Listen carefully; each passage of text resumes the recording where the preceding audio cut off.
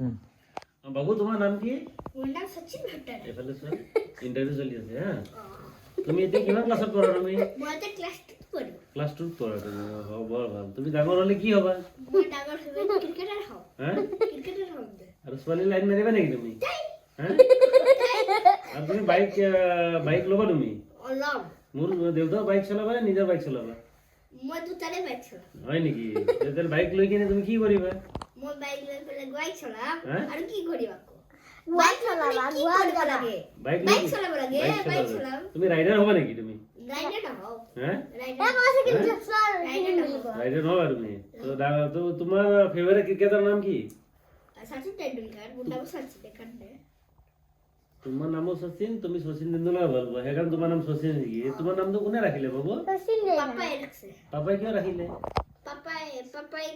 পাপাই সচিন নাইবা ডাঙৰ লাগাৰ। হা? পাপাই কিয় তোমাৰ নাম শচীন ৰাখিলে? মই পাহৰি গ'লো। হা? শচীনে ভাল পায় নেকি তোমাৰ পাপাই? মই কি হা? হয় নেকি? ধন্যবাদ, তোমাৰ উজ্জ্বল ভৱিষ্যত কামনা কৰিলে। এনেকে দিয়া।